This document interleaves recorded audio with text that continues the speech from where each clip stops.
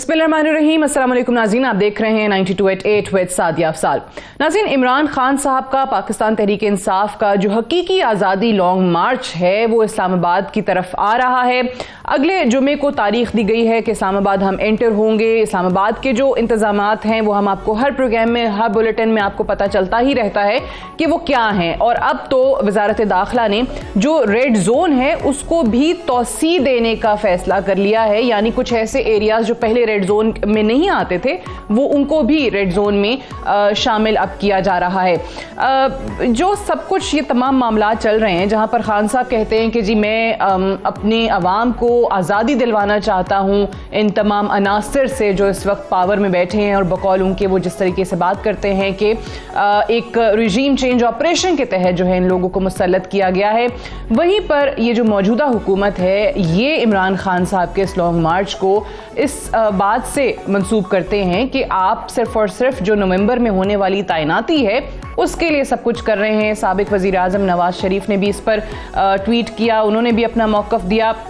लेकिन जो शहबाज शरीफ साहब ने, वज़ीर आज़म साहब ने बात की है और वो भी इसी कॉन्टेक्स्ट में की है कि आर्मी चीफ के मामले को लेकर इमरान खान साहब ने उनको पैगाम भी भिजवाया था जो कि शुक्रिया कह के उन्होंने माजरत कर ली। ज़रा पहले सुनाइएगा कि वज़ीर आज़म शहबाज शरीफ साहब ने इमरान खान साहब की ऑफ़र को किस तरीके से याद किया। मेरे जानने वाले हैं, उनका सियासत से कोई ताल्लुक नहीं, वो एक कारोबारी आदमी है। वो कोई महीना पहले मेरे पास इमरान नियाजी का पैगाम दे के आए कि आप शहबाज शरीफ के, नवाज शरीफ साहब के जानने वाले हैं, तो आप उनके पास जाएं और उनसे कहें कि मैं डायलॉग करना चाहता हूं। तो मैंने उनका कहा कि किस इशूज के ऊपर? उनका जी 2 इशूज, एक आर्मी चीफ की अपॉइंटमेंट हम आपस में तय कर लें, और दूसरा इलेक्शन की डेट हम तय करने को तैयार हैं, इलेक्शन हमें डेट दें। मैंने कहा कि क्या इन्होंने मुझसे मशवरा किया था जब इन्होंने आर्मी एक्ट में अमेंडमेंट की थी? और खालिसन ये एक आईनी मामला है, आर्मी चीफ की अपॉइंटमेंट जो भी है वो सारे का सारा एक सवाबदीद आइन ने वज़ीर आज़म को दी है, तो इसके ऊपर तो किस बात की भी मुशावरत करना चाहते हैं? और कि जी हम जॉइंटली मशवरा करके 3 नाम वो दें और 3 नाम मैं दूं। मैंने कहा मैं डायलॉग के लिए तैयार हूँ, जो कि जिससे कि मुल्क जो है किसी भी बहरानी कैफियत में ना आए। उसमें चार्टर ऑफ इकोनॉमी भी है, उसमें चार्टर ऑफ डेमोक्रेसी भी है और भी चीजें हैं। लेकिन जहां तक आर्मी चीफ की मुशावरत की बात है वो एक आईनी मामला है, मुझे उनके साथ मुशावरत इस बारे में नहीं करनी। ये वज़ीर आज़म शहबाज शरीफ की तरफ से इंकशाफ किया गया कि इमरान खान साहब ने अपने किसी मुश्तरका दोस्त के जरिए, कारोबारी शख्सियत के जरिए उनको पैगाम भिजवाया था। 2 चीज़ों पर मुशावरत की बात की थी, आर्मी चीफ की तैनाती पर और इलेक्शंस के मामले को लेकर, और पूरा तफसीलन आपने उनका मौक़िफ़ सुन लिया।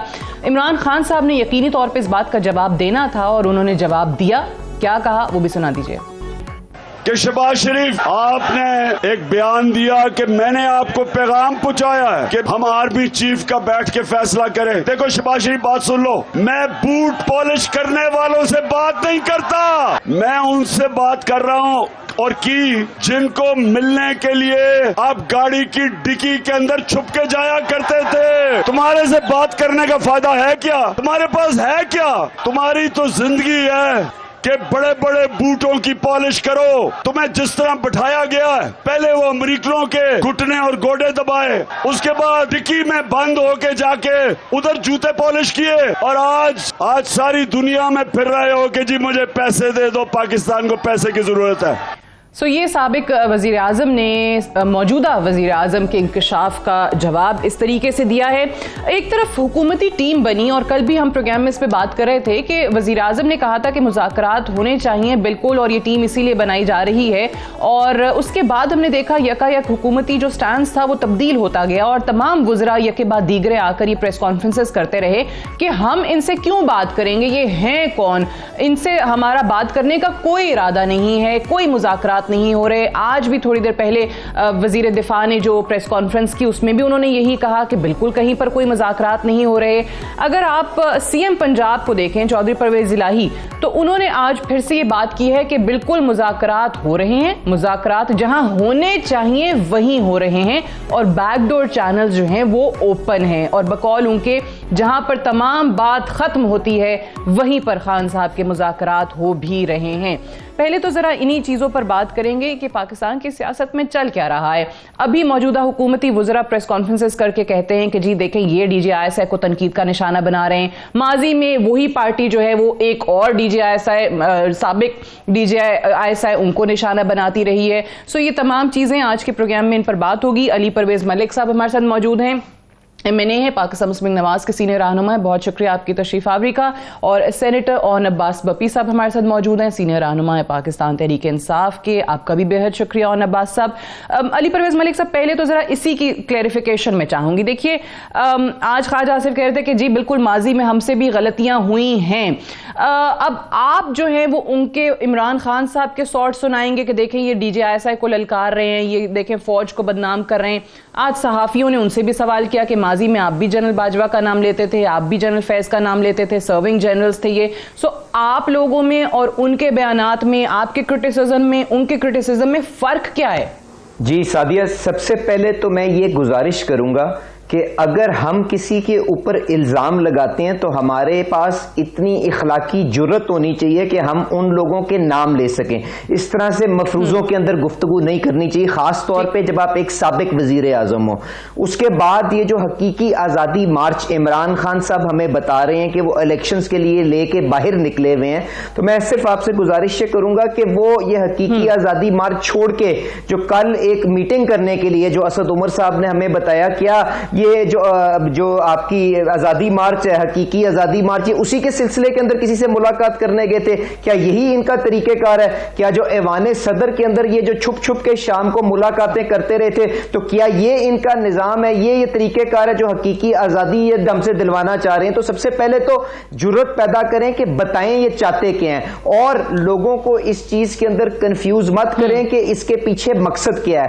अगर आपका मकसद इलेक्शन हासिल करना होता तो उसका सबसे आसान तरीका यह था सादिया कि आपने इलेक्शन का माहौल हमवार करने के लिए आप अपने सारे के सारे MNAs जिनको आप रोक के अपने पास बैठे हैं, उनको सबसे पहले नेशनल असेंबली के स्पीकर के सामने पेश करते, वहां पे उनके इस्तीफे मंजूर करवाते। सेनेटर साहब जिस ऐवान के अंदर बैठे हैं, ये लोग अपने चेयरमैन के पास जाके इस्तीफे जमा करवाते। उसके बाद जो सूबाई असेंबलियां इनके पास मौजूद हैं, उसके अलावा आजाद जम्मू कश्मीर की असेंबली मौजूद है, वहां पे जाके अपने इस्तीफे देते ताकि इलेक्शन की तरफ रास्ता हमवार हो सकता। क्योंकि ये सारा कुछ नहीं कर रहे और ये सिर्फ और सिर्फ हुकूमत के ऊपर प्रेशर बढ़ाना चाहते हैं, क्योंकि नवंबर की तैनाती हमारे सामने खड़ी हुई है, तो ये उस चीज के अंदर तो कामयाब होंगे नहीं। तैनाती को लेकर है, मैं आपसे जो मैंने बात की, आप मुझे बता दें क्या रुकावट है वो 120 MNA स्पीकर के सामने पेश हो जाएं? क्या रुकावट है कि ओन अब्बास साहब चेयरमैन सेनेट संजरानी साहब के पास जाके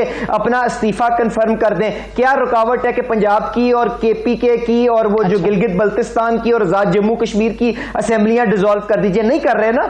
तो ये सारे का सारा इसके पीछे मकसद कुछ और है। और इनको एक चीज जो समझ लेनी चाहिए वो ये है कि ये जितनी मर्जी नेम कॉलिंग करें, ये जितनी मर्जी रियासत के जो इदारे हैं उनकी सफ़ों में बगावत की तरगीब करें, ये जितना मर्जी पाकिस्तान को डिफॉल्ट करवाने की कोशिश करें, इनको जो तैनाती है उसके अंदर लीडर ऑफ द ऑपोजिशन का कोई किरदार नहीं। और आज तो इमरान खान साहब लीडर ऑफ द ऑपोजिशन भी नहीं है, क्योंकि जो इन्होंने खुद कानून पास करवाया था पार्लियामेंट से, आर्मी अमेंडमेंट एक्ट 2020, उसके अंदर कोडिफाई कर दिया है चीफ ऑफ आर्मी स्टाफ की जो अपॉइंटमेंट है, और वो सारे के सारी डिस्क्रेशन प्राइम मिनिस्टर के पास है। और प्राइम मिनिस्टर साहब इंशाल्लाह मेरिट पे कानून के मुताबिक, एन कानून के जो इनके बनाए हुए कानून के मुताबिक इंशाल्लाह टाइम पे अपॉइंटमेंट कर देंगे।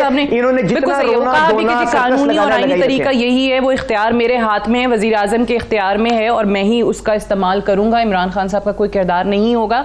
लेकिन मुझे सेनेटर साहब ये बताइए कि ये जो अली परवेज मलिक साहब ने जहां से बात का आगाज किया मुलाकात के हवाले से, खान साहब ने ट्वीट भी किया, लेकिन असद उमर साहब उस दिन लॉन्ग मार्च के शुरका को कह रहे थे कि इमरान खान साहब की बड़ी एक बहुत अहम मीटिंग आ गई है, इसके लिए वो यहां से गए हैं। तो ऑब्वियसली तनकीद हुई कि लॉन्ग मार्च के शुरका को छोड़कर चले गए। और फिर परवेज इलाही साहब ने जब आज ये बात एक तरीके से कंफर्म कर दी कि मुज़ाकरात हमारे चल रहे हैं, लेकिन उन लोगों से चल रहे हैं जो मैटर करते हैं, यानी जहां पर बात खत्म होती है, यानी वो हुकूमत को तो उन्होंने किसी खाते में मतलब शुमार ही नहीं किया। सो ये वाकई कोई मुलाकातें हो रही हैं, कहीं मुज़ाकरात चल रहे हैं?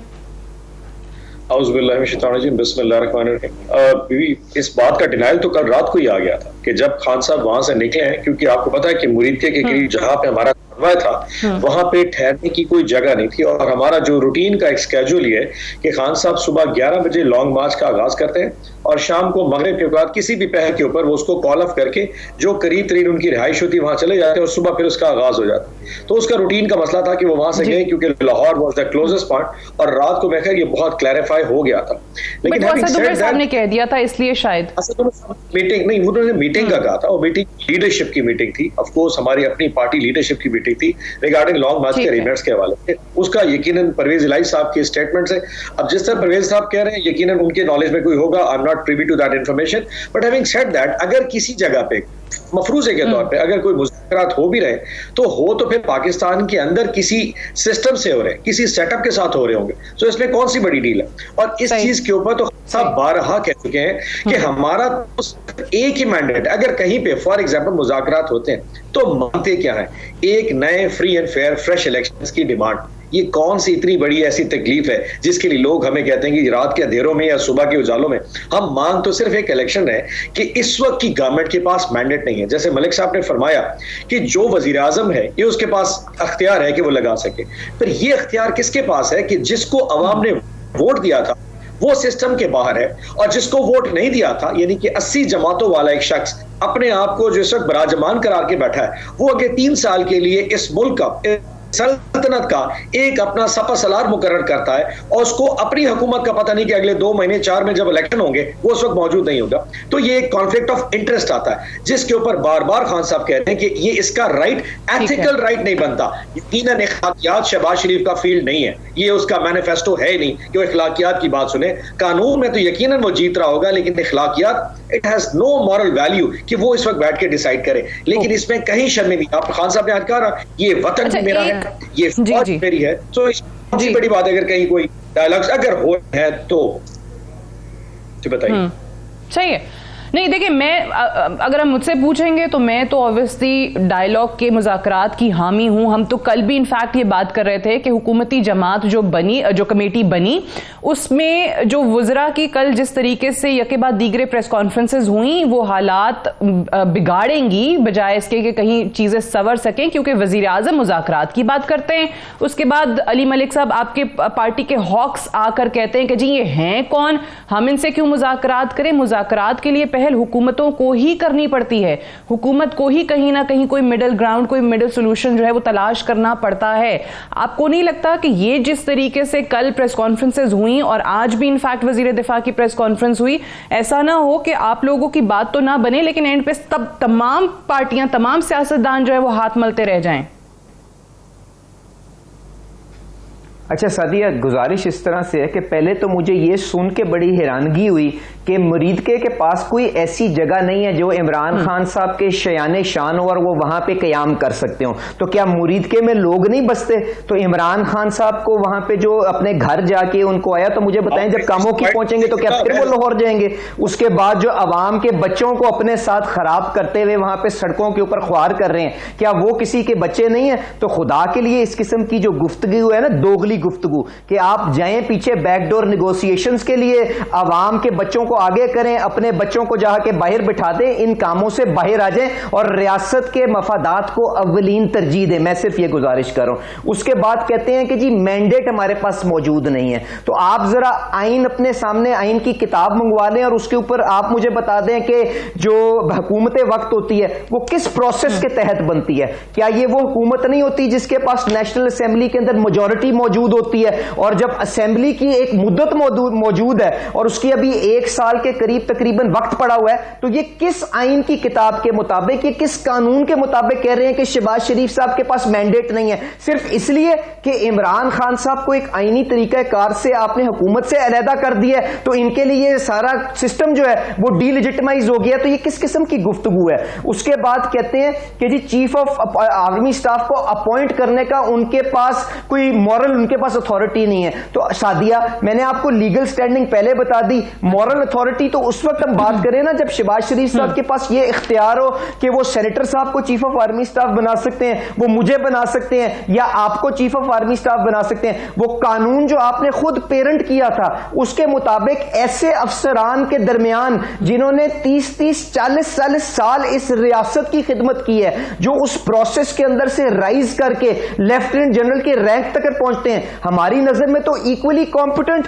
Equally loyal to the state and extremely क्या कहते हैं जी, आपके हार्ड वर्किंग एंड सारे लॉयल लोग होते हैं। तो उनमें से वो किसी को भी मुंतखब कर सकते हैं। तो ये किस तरह से ये इल्जाम लगा सकते हैं कि जी अगर कोई होगा तो इस वजीर आजम को वो तस्लीम नहीं करेगा? तो कौन सा है जर्नैल ऐसा लेफ्टिनेंट जनरल, या हमें नाम लेके बताएं जो इनकी नजर के अंदर लॉयल टू द स्टेट नहीं है? तो ये मैंने आपसे दोबारा कहा, ये दोगली गुफ्तगू अपना सियासी कद और अपने सियासी फायदे के लिए करना नामुनासिब है। अब जो आप बात कर रही है मुज़ाकरात की, मैं 100% आपसे अग्री करता हूं सादिया कि हम सबको जो आज इस निजाम का हिस्सा है उनको एक एक कदम पीछे लेने की जरूरत है, वरना खुदा ना खास्ता कोई हादसा हमारे सामने आ सकता है जिसकी वजह से रियासत को नुकसान होगा। बस सादिया, आप मुझे बता दें, माशाल्लाह आप इतनी बड़ी एंकर हैं, आप मुझे बता दें ये मुज़ाकरात किस बेसिस के ऊपर होंगे? क्या आइन के मुताबिक नहीं होंगे? क्या किसी तरीके कार के मुताबिक नहीं होंगे? या यहां पे बादशाहत है कि इमरान खान साहब कहते हैं आज इलेक्शन करवा दो तो आज ही इलेक्शन हो जाएंगे? मैं आपसे सिर्फ ये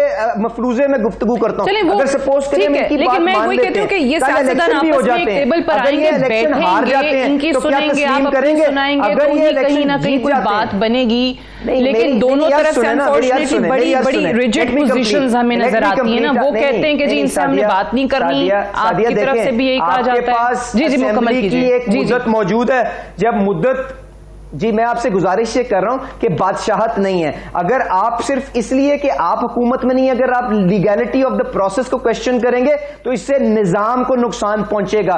कल अगर हम इलेक्शन करवा भी देते हैं इनकी ख्वाहिश के मुताबिक, ये हार जाते हैं तो क्या तस्लीम कर लेंगे?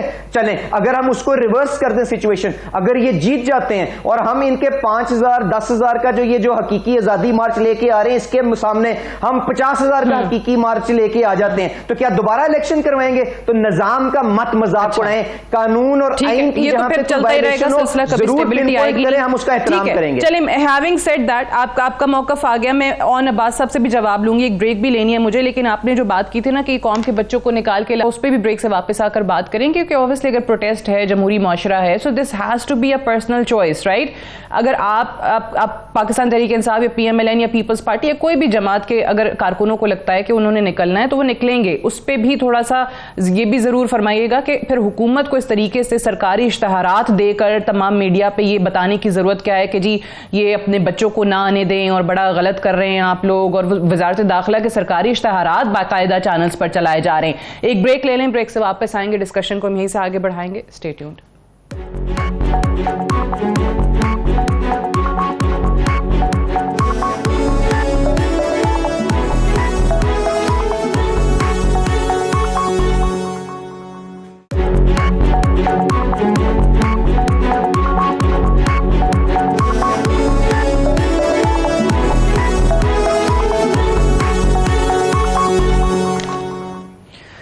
वेलकम बैक प्रोग्राम में एक बार फिर से खुश आमदीद। और अब्बास साहब, आपने ब्रेक पे जाने से पहले अली परवेज मलिक साहब की भी बात सुनी होगी मुकम्मल। वो असल में इशू वो यही है जो आई थिंक जो DGISPR की प्रेस कॉन्फ्रेंस में, DGISI की प्रेस कॉन्फ्रेंस में कहा गया कि जी देखें आप हमें वैसे और पता नहीं क्या क्या कहते हैं, लेकिन रात में फिर आप आके मुलाकातें कर रहे हैं। वो भी यही बात कर रहे हैं अभी तमाम PMLN वाले, अली मलिक समेत, के आप लोग जो हैं वैसे तो एहतजाज के लिए बाहर निकल रहे हैं, लेकिन आप अभी भी उनसे मुज़ाकरात और मुलाकातें कर रहे हैं। अच्छा, भी पहले थोड़ा इसको क्लैरिफाई कर दें कि बार बार ये पूरी हुकूमत इस वक्त कह रही है और लोगों को मरियम औरंगजेब और वो जो एक मूंछों वाला जो एक बंदा इनका वजीर दाखिला रखा हुआ इन्होंने, उसकी स्टेटमेंट आ जाती है कि जी आप बच्चों को लेके बाहर ना निकलें। ये कौन होते हैं अवाम को, लोगों को बताने वाले कि उनके लिए क्या ठीक है क्या ठीक नहीं है? मतलब अगर पाकिस्तान की अवाम अपने समझती है कि वो हकीकी आजादी के लिए माएं, बहनें, बेटियां, बुजुर्ग ये तो हर किसी का अपना राइट है, ये कौन है तो उसको डिक्टेट करने कि तुम लोग घर से बाहर ना निकलना, जलाओ होगा, घराओ होगा, जनाजे होंगे, खून?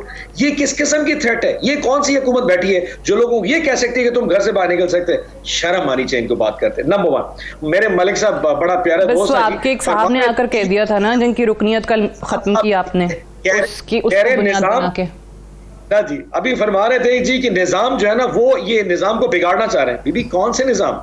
वही निजाम जिसने अरशद शरीफ को शहीद कर दिया, वही निजाम क्या डॉक्टर मोहित पीरजादा लंदन चला गया, ये वही निजाम है जिसमें इमरान रियाज आज बैठा कह रहा है कि तुम्हारी जबान काट देंगे, जुबान बोलने के काबिल नहीं रहोगे, ये तुम्हारा घर है, ये तुम्हारे बच्चे हैं, हमें पता है तुम कहां पे रहते हो। ये वो उस निजाम की बात कर रहे हैं। वो 75 साल बुजुर्ग गुलाम हुसैन को घर से उठा लिया, उसको बंद कर दिया, आजम सवाती को नंगा कर दिया, क्या नाम है, जमीर फारूकी को नंगा कर दिया, उसके बाद वो शहबाज गिल को उठा लिया। ये कौन से निजाम की बात कर रहे हैं? पाकिस्तान में निजाम बचा ही कहां पे है? पूरा निजाम नंगा हो चुका है सिवाय उन लोगों के जिनको इन्होंने नंगा किया है। मुझे निजाम की बात मत सुनाएं। पाकिस्तान में यहां पे यकीन जानिए, आप इस वक्त अपनी दिल की आवाज जबान बोलने 2 सोचते हैं कि गेट के ऊपर कौन आके आप उठा के चला जाएगा। यहां पे बात करने को जगह मिलती, निजाम की बात करते हैं। ये वो निजाम है जो हमारे जमीर खा चुका है, हमें खत्म कर चुका है। छोड़ दे इस निजाम के ऊपर। आज एक शख्स अपनी जिंदगी दाव लगा के इस वक्त इस्लामाबाद आ रहा है, आप ये कह रहे हैं कि उसके साथ अवाम ना निकले? किराए के लोग नहीं ला रहे, मैं पैसे भर के पटवारी नहीं लेके आ रहे, लोग अपनी मर्जी से अपने खर्चे के साथ अपने बच्चों के साथ आ रहे हैं। बर्दाश्त कर लीजिए, और अगर हिम्मत है तो 10 लाख लोग अगली जुम्मे वाले इस्लामाबाद आएंगे। रोक सकते हो तो फिर रोक के दिखा देना, लग पता जाएगा। कोई फौज दुनिया की, कोई पुलिस दुनिया की, कोई बड़ी से बड़ी जो एक फोर्सेस होती है ना, वो भी अवाम के सामने कहती है ये मेरी अवाम है, हम इनके सामने खड़े नहीं हो सकते, क्योंकि अवाम से कोई नहीं लड़ना चाहता। ये सारी मुमलिकत खुदादाद इसी अवाम के लिए है, आप उसको नहीं कुचल सकते। ये निहत्ते पाकिस्तानी इस्लामाबाद आएंगे, क्या मरियम औरंगजेब, क्या सनाउल्लाह, क्या ख्वाजा आसिफ, कोई इनको रोक नहीं सकता। इनकी वो जो भगदड़, वो थ्रेट से ना कोई डर सकता है ना कोई रुकेगा। बाकी निजाम तो हमने बीबी सारा देख लिया। चलिए ठीक है, बिल्कुल सही है। अब ये जो मैं इस पे अली मलिक साहब पहले जो बात की थी ना, वजीर आजम ने जो बात की मुज़ाकरात के हवाले से, जी कमेटी बना दें, यही इनिशियल स्टेटमेंट कल सुबह से हम सुन रहे थे। वो एक रीजनेबल, एक मुनासिब बयान था वजीर आजम का। हुकूमती कमेटी की तरफ से पहल होनी चाहिए थी मुज़ाकरात के लिए, लेकिन अनफॉर्चुनेटली नहीं हुई। क्या वजह बनी कि फिर एक वजीर इत्तलात, फिर वजीर दिफा, फिर वजीर दाखिला, तमाम लोगों को बारी बारी ये जो आपकी पार्टी के हॉक्स हैं उनको क्यों सामने आना पड़ा? क्यों इस कदर सख्त बयानात देने पड़े? आपको नहीं लगता कि अगर ये बातचीत हो जाए, आप जिस तरह पहले भी कह रहे थे कि आप सियासतदानों को आपस में बैठना पड़ेगा, लेकिन जो कुछ हो रहा है उससे हालात पाकिस्तान की सियासत के किसी भी सियासी जमात के लिए इस वक्त अच्छे नजर नहीं आ रहे? देखें सादिया, मुझे अफसोस से कहना पड़ता है कि ये मामलात जो आपके गुफ्तगू से आगे चलने थे वो इसलिए नहीं आगे बढ़ रहे क्योंकि रवैया वही है जो सेनेटर साहब ने आपको पिछले सवाल के जवाब में बताया।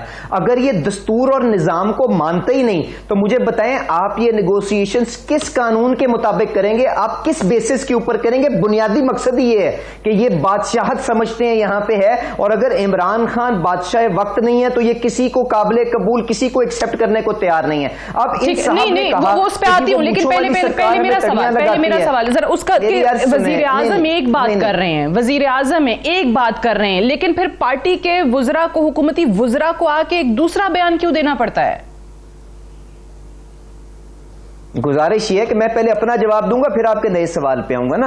ये जो मूछों वाली सरकार करके तंज कर रहे थे, तो वो जो पलकों वाली सरकार जो असला इस्लामाबाद के अंदर इकट्ठा कर रही है और जो गुंडे इकट्ठे कर रही है, जिसकी वो ऑडियो लीक्स आई है, उसके बारे में क्या ख्याल है? मैंने इस पस मंजर के अंदर कहा था लोगों के बच्चों को मरवाने के लिए आगे ना लेके आए। आइन के अंदर पुरअमन एहतजाज का बिल्कुल हक मौजूद है, पर जो आपने पहले जब अपने कजन के साथ आके पीटीवी के ऊपर हमला किया था, पार्लियामेंट के ऊपर हमला किया था, क्या वो आपका आइन और कानून इजाजत देता है? क्या 25 मई को आपने आके जो मेट्रो के स्टेशनों को आग लगाई थी, ये किसी दस्तूर के मुताबिक किया था? तो खुदा के लिए इश्यूज को गुचमुच करें, गुचमुच मत करें। आपने अरशद शरीफ को खींच के ले आए, क्या वो आपका ज्यादा सगा था? मुझे भी उसका उतना ही दुख है। मैंने हर जगह के ऊपर कहा कि अगेन आप एक क्राइम जो हुआ है जिसके लिए हाईएस्ट फोरम के ऊपर जुडिशियल कमीशन बना लिया गया है और उसकी पूरी तफ्तीश और तहकीक होगी, और लोगों को जिन्होंने ये क्राइम किया उनको मंतकी अंजाम पे ले जाके एग्जेम्पलरी पनिशमेंट देनी चाहिए। उसको आप गुचमुच करके प्रेस फ्रीडम के अंदर क्यों लेके आ जाते हैं? अगर कोई बंदा आपकी तारीफ करे तो वो अच्छा है, कोई आपकी बुराई करे तो वो लफाफा है। ये कहां पे ये कि निजाम आपने तय कर लिया?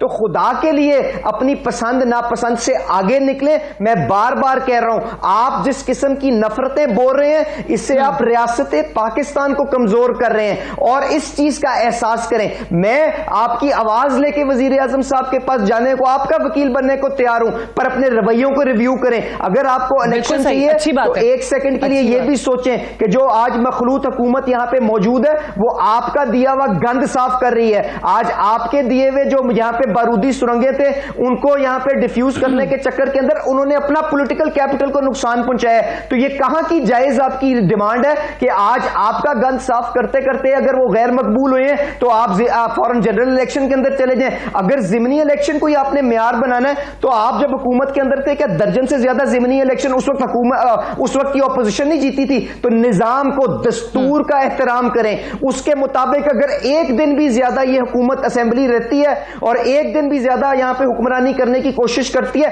तो मैं आपके साथ खड़ा होकर एहतजाज करूंगा। पर ये ड्रामेबाजी सिर्फ और सिर्फ अपनी कुर्सी के लिए बंद करें और लोगों के बच्चों के ऊपर ये मजाक करना बंद करें। आपने बात की थी कि जी आप पैगाम लेके जाने को तैयार हैं वजीर आजम के पास, और ऑब्वियसली इस वक्त मेरे ख्याल से ऐसा ही होना चाहिए कि बातचीत सियासतदानों को मिलकर करनी चाहिए, वरना हालात सियासतदानों के हाथ से बाहर निकल सकते हैं। और मेरा सवाल भी अगेन इसीलिए था कि हॉक्स पार्टी के इस वक्त क्यों सामने आ रहे हैं? जब वजीर आजम मुज़ाकरात के लिए एक मुनासिब बात करते हैं तो फिर ऐसी प्रेस कॉन्फ्रेंसेस भी नहीं होनी चाहिए। ऑन दी अदर हैंड जो पाकिस्तान तहरीक इंसाफ कह भी रही है कि वो पैनिक भी शो करते हैं कि एकदम इतनी ज्यादा क्या जरूरत थी कल से मुसलसल प्रेस कॉन्फ्रेंसेस की। एक ब्रेक ले लें, ब्रेक से आएंगे हम डिस्कशन को आगे बढ़ाएंगे और अब्बास साहब से जवाब भी लेंगे एक वक्फे के बाद।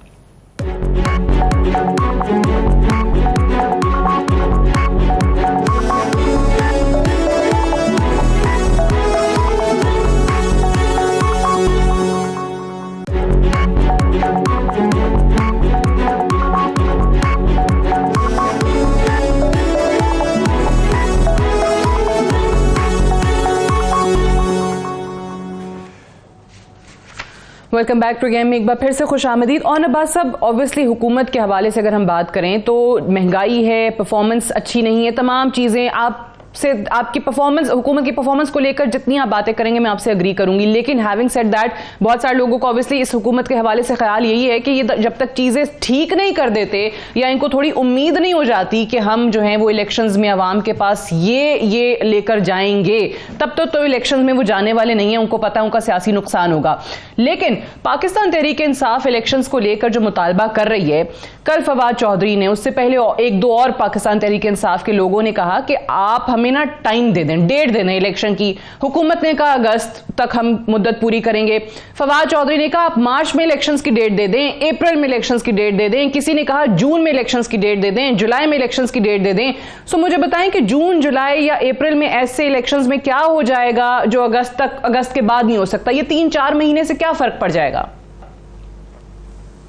पहली बात तो ये बीबी कि ये जो आप फरमा रही हैं कि हुकूमत को कौन सी ऐसी चीजें करनी है जिसके बाद मतलब खुशी फील हो जाएगी कि इनकी कारकर्दगी बेहतर होगी या अभी इलेक्शन में जा सकते हैं। 6 महीने का आपके सामने 6 महीने में कोई एक चीज, मैं बहुत सारी चीजें जानना नहीं चाहता, कोई एक चीज ऐसी बता दे इस हुकूमत ने की हो जिसकी वजह से ये मुल्क किसी सही सिमत में चल पड़ा हो, सिवाय ये कि अपने करप्शन के केसेस माफ कराने के अलावा।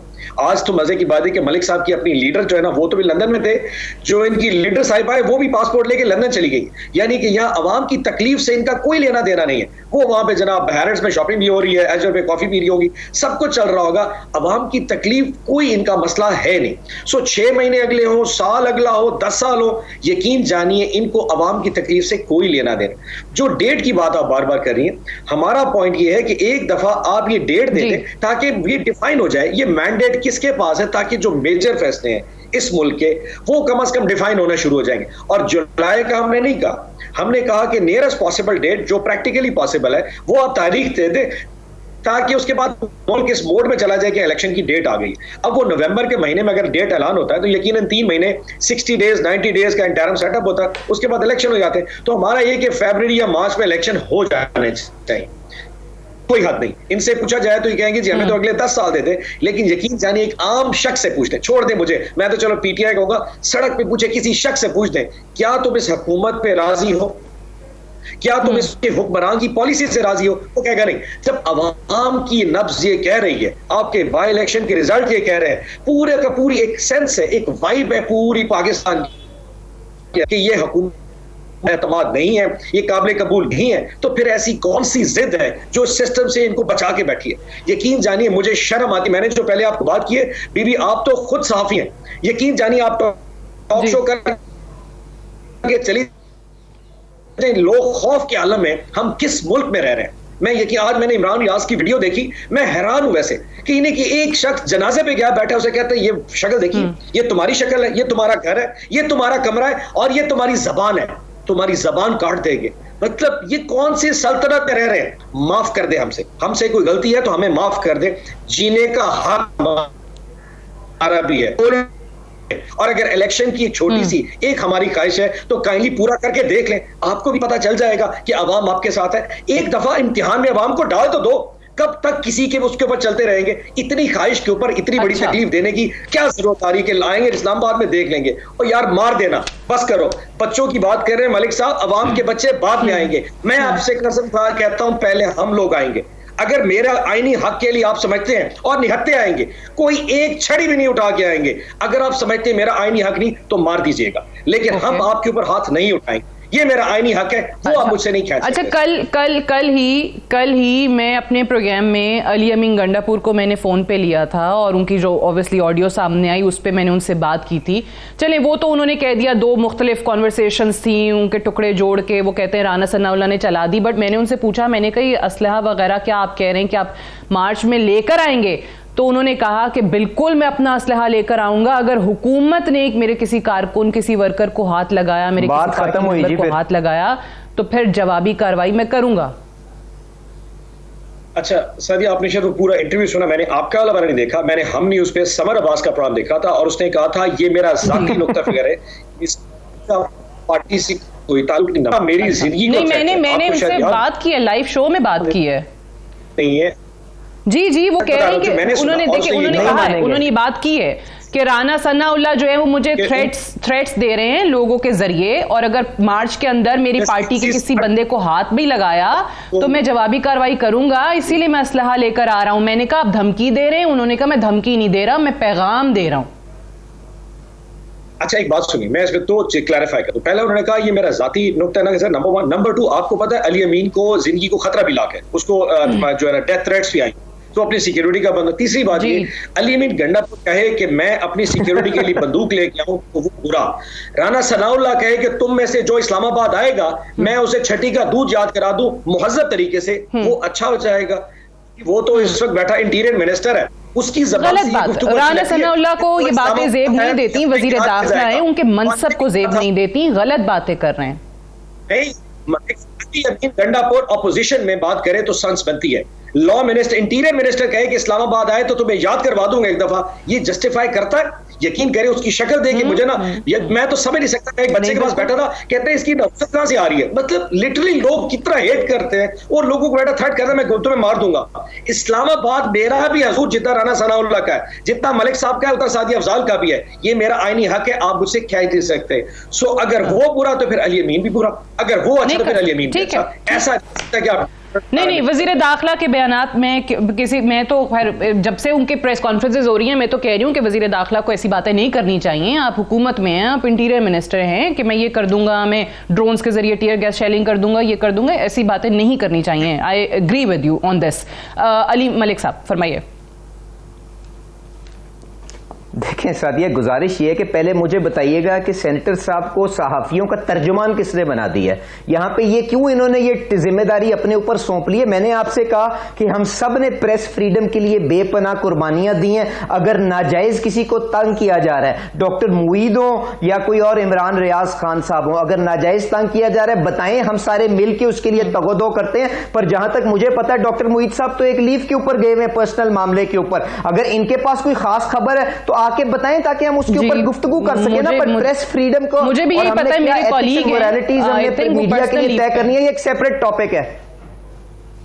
अच्छा, गुजारिश ये है कि अब आपने बड़ा मुनासिब बात की और ये भाई मेरा उसके ऊपर आने को तैयार नहीं है कि हम कारकर्दगी की बात करें कि इस हुकूमत की कारकर्दगी क्या है। क्या ये जो मकसद लेके हमारे सामने आए थे उसके ऊपर काम करते हुए नजर आ रहे हैं कि नहीं आ रहे? ये बिल्कुल जायज इनकी डिमांड है और इनको हमें उस चीज के ऊपर बिल्कुल क्रिटिसिज्म उसके ऊपर हमारे ऊपर करनी चाहिए। पर मैं गुजारिश ये करूंगा कि एक जो अच्छी चीज हमसे पूछते हैं ना, वो मैं आपको नहीं, मैं हर किसी को टीवी के ऊपर बैठ के कहने लगाऊं और आपसे ये गुजारिश करूंगा करूंगा किसी भी इंडिपेंडेंट इकोनॉमिस्ट को फोन करें और उसके बाद उससे इस चीज की कॉन्फर्मेशन ले कि ये पाकिस्तान को जो वर्ज ऑफ डिफॉल्ट के ऊपर छोड़ के गए थे, क्या पाकिस्तान मुस्लिम लीग नवाज ने नहीं, पीडीएम की सारी जमातों ने अपने पॉलिटिकल कैपिटल को स्टेक पे करते हुए पाकिस्तान को उस डिफॉल्ट से बचा के लेके आए हैं कि नहीं लेके आए हैं? अगर यहां पे वही सूरत हाल होती जो श्रीलंका के अंदर थी और जो ये यहां पे इंजीनियर करते हुए शौकत तरीन फोन पे पकड़ा भी गया, तो क्या सूरत हाल होती? लोग 3-3 दिन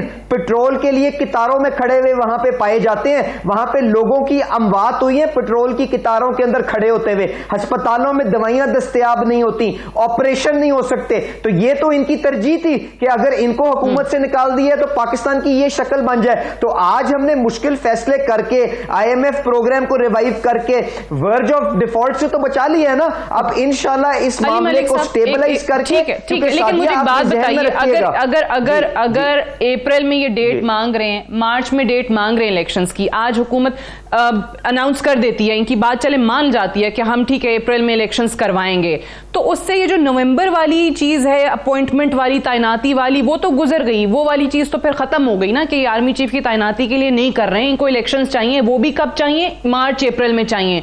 तो वो कर दें, वो चीज तो आपको भी शायद सूट कर जाए। ये तैनाती वाला तो मामला ही नहीं है। चलें तो आज ये पंजाब की असेंबलियां, KPK की असेंबली, GB की यहाँ पे ये डिसॉल्व कर दें। मैं भी वजीर आजम साहब को लेकर चला जाता हूं कि जी इनका बुनियादी मकसद सिर्फ और सिर्फ ये है, इलेक्शंस चाहते हैं तो चलें हम इनको आगे एडवांस में कोई डेट दे देते हैं। तो दोगली गुफ्तगू ना करें। और मैं उसके बावजूद सादिया आपसे ये गुजारिश करूंगा, आइन की कोई शिक मुझे बता दें जहां पे लिखा हो कि इमरान खान साहब की ख्वाहिश के मुताबिक इस मुल्क में इलेक्शन होंगे। मैंने आपसे कहा जो आइन में तरीकेकार लिखा है हुकूमत बनाने का और असेंबलियों की मुद्दत का, अगर उससे एक दिन भी ज्यादा अगर ये हुकूमत रहती है, एक दिन भी ज्यादा अगर ये असेंबलियां रहती हैं, मैं अपने भाई के साथ मिलकर अपनी हुकूमत के अंदर आवाज उठाऊंगा कि इस निजाम की जो क्रेडिबिलिटी खत्म हो गई है, आए फौरन इलेक्शन के अंदर लेके चलें। उसके अलावा जवाब दे वो कह रहे हैं मेरी ऑफर है, आप लोग पंजाब की KPK की असेंबलियां डिसॉल्व करें। कहते हैं मैं लेके जाता हूं, मैं वजीर आजम को बोलता हूं कि करा दे मार्च अप्रैल में इलेक्शंस। इसमें दो चीजें, सिर्फ एक क्लैरिफाई करता जो पहले मलिक साहब ने फरमाया कि अगर इमरान नियाज को या मोहित पीरजादा साहब को कोई प्रॉब्लम है तो मुझे बताएं, मैं उनको जनाब हम उनकी सेफ्टी का बंदोबस्त। इससे तकरीबन 1.5 माह पहले भी एक शख्स आया था जिसने कहा था कि मेरी सिक्योरिटी को थ्रेट है। आज भी उसकी कबर के ऊपर जो फूल की पत्तियां वो गीली पड़ी हुई है। आज भी उसकी माँ की आंखों में से आंसू नहीं रोक पा रहे। आज भी उसकी बेवा काले कपड़ा पहन के बैठी हुई है। सो इस तरह की बातें ना सुनाए जितना आप पहले सर, इस तरह सियासत किसी की शहादत के ऊपर तो छोड़ दे। यार भी वो शख्स जाके मलिक साहब उसकी वालदा के पास चले क्यों नहीं जाते, उससे जाके पूछ क्यों नहीं लेते कि तुम्हारे वो थ्रेट अलर्ट बताएं ना कहां से जनरेट हुआ था, बताएं थ्रेट अलर्ट के पीछे क्या क्राइटेरिया था, क्यों पाकिस्तान से उसको जाना पड़ा, यहाँ पे क्यों नहीं रहा? वो आपकी 2 सूबाई हुकूमतें थी, रख लेते CM KPK के साथ उसको। 2 मिनट के लिए सबर से बात। अब अगली बात बीवी ने आपके इलेक्शन कराने के लिए, ठीक है, अनफॉर्चुनेटली मैं बिल्कुल जरा वन लाइनर अगर जवाब दे दे, मेरे पास टाइम बिल्कुल खत्म हो रहा है। सिंपल सी बात ये, ऐसी गवर्नमेंट का क्या रिलायबिलिटी है कि आज हम पंजाब गवर्नमेंट तोड़े तो क्या फेडरल गवर्नमेंट इलेक्शन कराएगी? नहीं, ये सारा एक ही दिन होगा जिस दिन अभी आज ऐलान करेंगे हमने गवर्नमेंट तोड़ी, सारी गवर्नमेंट हम खुद तोड़ देंगे। लेकिन इनके रिलायबिलिटी फैक्टर कौन लेके आएगा कि हम ये ऐलान करें उसके बाद यकीन नहीं, उनको आप पे एतबार नहीं, बात ही खत्म हो गई। बहुत बहुत शुक्रिया सेनेटर ऑन अली परवेज मलिक साहब प्रोग्राम में ज्वाइन करने के लिए। That's all for tonight. इजाजत दीजिए, खुदा हाफिज।